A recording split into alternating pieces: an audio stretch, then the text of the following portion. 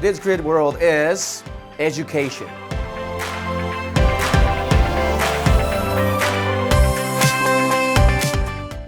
Welcome to Creative World Season 3. I'm your host, Shin Matsuba. This is the first episode of the third season of Creative World. I'd like to thank you all for watching our show and your continued support for the new season. Many of you already know that the concept of our show is to help young people to live their life positively. And we have started the free education program back in April 2021 to help young talents to learn the essential filmmaking processes and techniques, and also provide working credits on our TV show to help them achieve their future goals. To extend our support to more eligible youth and adults and help them turn their dreams into reality, our education program, TC and Found Beyond for Education, has joined a nonprofit institute in January 2022. Today, we have a special guest. He is the founding president of the Nonprofit Institute for Education, Research, and Scholarships, a fiscal sponsor for TC and Found Beyond for Education, based in Los Angeles, California. He's also a former Disney and Bell Labs engineer and a 2021 graduate of the FBI Citizens Academy. Please welcome Professor Newton Lee. So hello, Professor Newton Lee, and nice to meet you. How are you today? Good, how are you doing? Good. So thank you so much for joining us today. My name is Lisa, and I'm a student at the TC and Fam Beyond Education Program. Hello, and I'm Haruka. I'm a student also. Nice to meet you. Nice to meet you. And we thank you so much for supporting our project under your nonprofit organization. I'm happy to help. Thank you. So jumping right in, the first question we have for you today is, could you briefly tell us about yourself a little bit? Okay, well, I'm Professor Newton Lee, and I love education. That's why I really want to support, everything that's educational. And I've been teaching for more than 20 years, either part-time or a class here and there, or even full-time sometimes, it depends. And it's a lot of things that I'm doing, but I'm passionate about education, most of all. How did you get started in the field, by the way? Well, if you talk about the nonprofit, I started it in 2004 when I was still at Disney working full-time. I was making computer games for little children. In fact, I wrote a book with the Georgia Tech professor, and he is the title, Disney Stories. So it's about what I've done at Disney and storytelling all the way to computer games. Because if you think about it, computer games is a form of storytelling, and it's really educational and entertainment, and it's educational and entertainment at the same time. So would you say you've always kind of had this passion for education? Oh, definitely, yes. Sounds awesome. And the beautiful thing about combining education and entertainment together is pretty much what filmmaking is about, right? It's Right. entertaining and at the same time it's educational, depending on the topic that you're tackling, whether it's social issue or scientific issue, or even documentary, right? All kinds of things. It's just amazing that we can make movies or documentaries that you can watch and enjoy. At the same time, you can learn a lot of things about the world, about people, about even animals, nature, anything you can think of. Right. So my second question is a little bit similar, but you are the founding president of the Nonprofit Institute for Education, Research, and Scholarships. Could you tell us about this institute and how did you come about to start this institute? Of course. So as I mentioned before, I was working at Disney in Los Angeles, actually for 10 years. And during the time, I've been working with a lot of Disney volunteers, and we go out and help different nonprofits, different projects, ranging from Boys and Girls Club to Special Olympics to smaller nonprofits. So from big nonprofits to small nonprofits as well. And they all came to Disney to ask for help. And so I was not just volunteering, but also I was serving on the steering committee, looking at different nonprofits in Los Angeles and New York City area, and decide how we can help them and what the missions are, etc., etc. So towards the end of my 10-year work at Disney, I started my nonprofit because of the experience that I have. And I said that, because I really, are passionate about education and also want to combine research, because research is part of education, really. And then of course scholarships. So it covers a lot of area, big, needs that people have. whether they're student or professional. You still have similar needs, getting support for your educational research and getting support for scholarships to attend universities and so on. And that is how I started the nonprofit.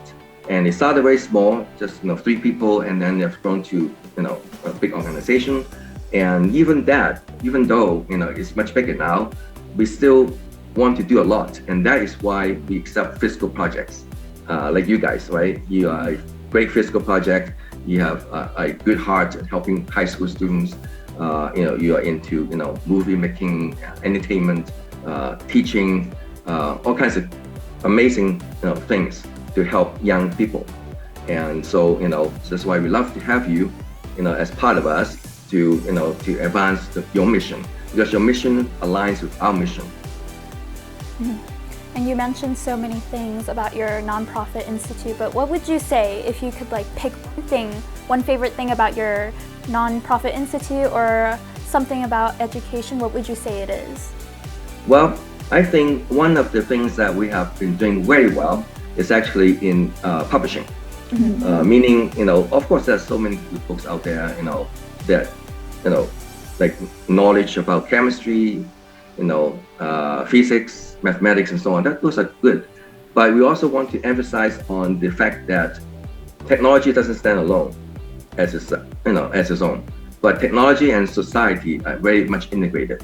Just look at how much time you spend on your smartphones, right? You're looking at news and stories on social media. You're sharing your life with people, all kinds of things, and that has a lot of impact. Using technology, a lot of impact on society, and that's why in publication we do a lot of research, social science research, not just scientific but social science as well. And then we collect all the papers together. And sometimes I write the entire book myself, but a lot of times I collaborate with other people to say, okay, you're an expert in this, you are an expert in that, so let's collaborate. Put a good book together. That talks about our research and how we can help people, and that's, I find it's fascinating. Now, that's just one part of what we do. We do a lot of things. Since we're talking about publication, so I have, I can show you 2 very interesting books. Maybe you'll be interested. This is called Facebook Nation. As you know, it's not just about Facebook, it's about social media. So it talks about how it impacts children and how we can use social media for good, and how some people use social media for bad, right? So, and then of course, if you look at the future, so I have another book called The Transhumanism Handbook. This is a good one, very, very big and heavy. So Transhumanism Handbook is about what's the future like? How do we evolve? How do we transcend our limitations to become better human beings? So we are not turning into robots, far from being that, but we can learn from robots, believe it or not. We can learn from machines, just like machines can learn from us. And then together, with technology, we can advance civilization. So things like that we really are passionate about, and we're doing pretty well in talking about issues, how to resolve those difficulties in life, and how to help people basically. So that's one part. And then of course we look at immediate needs, right? For example, we're supporting schools who are feeding and educating school children in disadvantaged areas and communities. So we are actively doing fundraising so that they can have school lunches, so that you can pay for the teachers to teach the children. So these things are immediate needs that we also look at and support. I see. So kind of adding on to what you've already talked about, your nonprofit institute, could you tell us more about the concepts and ideas behind this nonprofit institute? If you look at our mission statement, it basically says that education is number 1, okay, followed by research, because there's so many issues that need to be resolved, and we have to do research, right, to come up with the best solutions. And then to do all that, we need scholarships to help the researchers, to help the students, and so on. So a lot of focus has been on the, not just on the younger generation, but also, professionals who are doing research, like professors, researchers, and really, thinkers, right, deep thinkers who can actually solve world problems. because as you know, there's so many problems right now happening today. A lot of suffering and has been imparted on innocent people, right? Because people who have no power, people just regular people, and they are the ones who are suffering. That something has to be changed. That can change that can eliminate human suffering. That will be amazing. So education is number one, as I said before. But how do you apply knowledge for good rather than for evil? Well, as you know, for example, nuclear energy, well, E equals mc squared by Einstein, was used for good, like nuclear power, right, and some other applications, but also it's used for bad, like nuclear weapons. That is what the world is facing right now, is the danger of nuclear war, right? So Einstein obviously didn't mean to create any harm, but the important knowledge of energy and mass, right? And it's very useful, but are you going to use it for good, or are you going to use it for evil? And so there's always something like this. Social media, same idea. You can use it for good, helping people, but you can also use it for bad, to spread misinformation, disinformation, and cause crazy things happening. So it's really, we live in a society today and a time that is really challenging, because we have so many tools, we have so much power, and how do we use all this knowledge and wisdom to better humanity, instead of destroying humanity. I think that is the issue here, and that is why our mission statement says that we believe education, research, and scholarships will improve the world. Okay, and what is our end goal? Our end goal is prosperity for everyone, human rights for everyone, and long-lasting peace in the world, so that people are not fighting against each other. Instead, they will take care of each other, and to advance civilization and knowledge and wisdom, instead of selfish endeavors. Because we're all humans anyway. It doesn't matter what nationality or race you are, right? It really doesn't matter. We're all human beings. But having said that, we actually can extend it to animals and plants and everything, right? So do not destroy the planet. Do not destroy the trees. We need them. Okay. Mm-hmm. So yeah. So we really have to think big, instead of focusing on narrow things that really doesn't help the world. Yes, and I know you've covered so many topics. You've already mentioned social media, nuclear power, humanity.